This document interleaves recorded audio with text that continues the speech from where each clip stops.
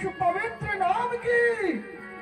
कई खाता हूँ तेरे सामने सौगंध राम की। महाराज एक बार और खाइए।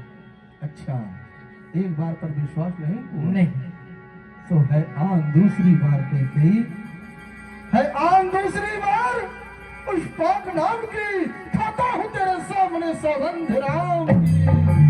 महाराज बस एक आखिरी बाजी, एक और। है आन तीसरी बार कही है, आन तीसरी बार उस पाक नाम की। खाता हूँ तेरे सामने सौगंध राम की। महाराज अब मुझे पूर्ण विश्वास है कि मेरे वरदान मुझे मिल जाए। आगे कही चलो महाराज। मैं भी तो सुनूं कि आखिर ऐसी कौन सी बात है कि जो हमारी सबसे प्रिय रानी को राजमहल से खींच करके गोपभवन तक ले आई है। मांग के क्या लगी?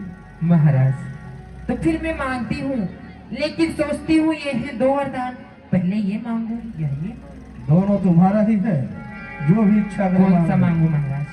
ये मांगने का ये मांगू तो मांग रही हूँ महाराज जी। मांगो कहीं देने के लिए दशरथ बैठा है। दे दोगे महाराज जी? अब अभी तुम्हें दशरथ की बात का विश्वास नहीं है कहीं? एक तो मैं रघुवंशी और अपने सबसे प्रिय पुत्र राम की सौगंध। महाराज जी इतना दिन हो गया, आप कभी दिए नहीं ना, भूल गए थे ना, इसीलिए आज हम तूने मांगी ही नहीं तो मैं दूं कहां से? सुनहो पति और प्राणनाथ, मैं थाती अपनी मांगती हूँ कौशल्या नंदन के बदले, नित सुत को राज में चाहती हूँ।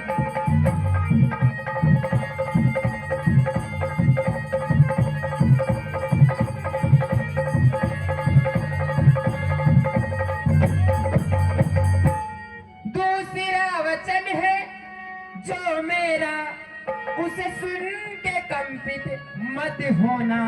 यदि कहलाते हो क्षत्रिय नरेश, तो वचनों से विचलित मत होना।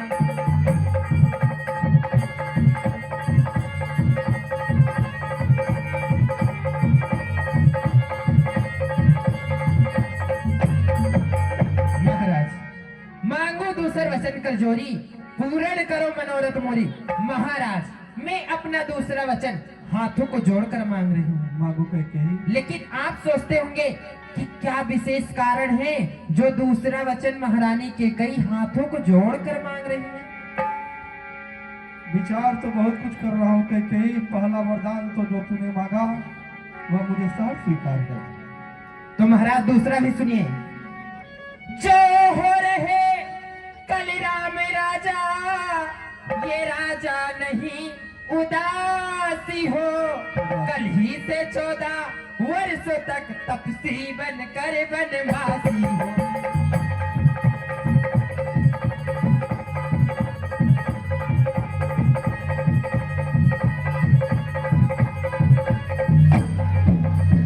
महाराज प्यार यदि करते हो तो प्यारी के सन्मुख मुख खोलो। यदि क्षत्रिय नरेश कहलाते हो तो जल्दी से यो में अस्तु बोलो।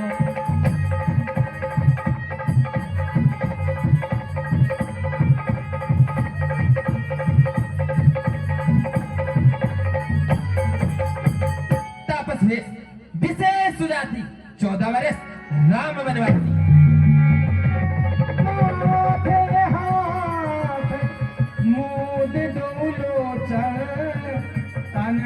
सोच नाग जन सोचन मोर मनोर सुर तरु फूला भरत करिनी जीवी हते समूला। तूने अपने मन में क्या सोचा और इस दशरथ के प्रेम में तूने क्या भेद पाया तो तूने मेरे बेटे राम के लिए 14 वर्षों का वनवास मांगा? मैं भोलेनाथ की सौगंध खा के कहता हूँ कि अपने जीवन काल में मैंने कभी भी राम और भरत को दो नहीं समझा। अगर पहला आंख एक मेरा बेटा राम तो दूसरा भरत, मोरे राम भरत दुई आंखी सत्य कहो करी शंकर साची। कहते सुपुत्र पिता को है समान, तुम ही यह बात जानती है मुझे एक से राम भरत व त्रिभुवन नायक साक्षी है। कहते जो तुम्हारा पहला वरदान है भरत के लिए अयोध्या का राज्य, तो मैं प्रातः होते ही मंत्री व सुमंत को कई देश से भरत को बुलवा करके उसका राज्य अभिषेक कर दूंगा। पहला वर जो तुमने मांगा वो नहीं, तड़कली भार मुझे मिल जाए ताज भरत को ही, इसमें आनंद अपार मुझे। पर राम बनों में नहीं, कहीं राम बनों में वास करे, वह भी 14 वर्षों को। रानी तूने क्या सोच लिया, मैं समझ न पाया मेरे देखो। रानी दशरथ की हमेशा तू पूजा करती आई है, अपना परमेश्वर मुझे मानी है। आज तेरा पति तेरा परमेश्वर जो तेरा पूज देवता है, रानी समय चरण पढ़कर तेरे इस समय चरण पढ़कर तेरे बस इतनी भीख मांगता है कि तपसी होकर भी दूर न हो मुझसे आनंद धाम मेरा, मेरी इन बूढ़ी आंखों के आगे ही रहे राम मेरा, आगे ही। महाराज आप तो एक अबला स्त्री की भांति रुदन कर लेगी। महाराज आप कहाँ ठहरे, एक सत्यवादी राजा और एक स्त्री के पैर पकड़ रहे हैं, आपको ये सुशोभित नहीं देता। महाराज क्या मैं आपकी विहता स्त्री नहीं, क्या कौशल्या ही आपकी पत्नी है, क्या राम आपका पुत्र है, भरत आपका पुत्र नहीं। कहे करहु किरकोट उपाया, इहा न लागहि राहुर माया। आप कोई भी उपाय करिए, कुछ भी करिए, अब मुझ पे आपका कोई जान नहीं बेहु किलेहु अजस करि नाही, मोहिन बहुत प्रपंच सुहाही। देव यह ले महाराज, मुझे मेरे 2 वरदान देना है, दीजिए, वरना कह दीजिए महारानी मिथ्या। आप तो बड़ी बड़ी बातें करते हैं। रघुकुल रीति सदा चली आई, प्राण जाई पर वचन न जाई। क्या हुआ महाराज जी? पिशाचिनी, कुलनाशिनी, अरे मैं जिसे हीरे का हार समझ करके अपने कलेजे से लगाया रहता था, वो एक नागन निकली। रे नीच बुद्धि वाली नारी, और जैसे हमें गिराती है तो शक्ति हमारा जीवन है, इससे तू हमें निगाती है। हम शौर्य वंश की चादर में कई कालिमा नहीं आने देंगे, सुनती है सर्वस देंगे, पर हम वचन नहीं जाने देंगे। तोर कलंक मोर पछिताऊ, मुँह उन मिटहि न जाहि का।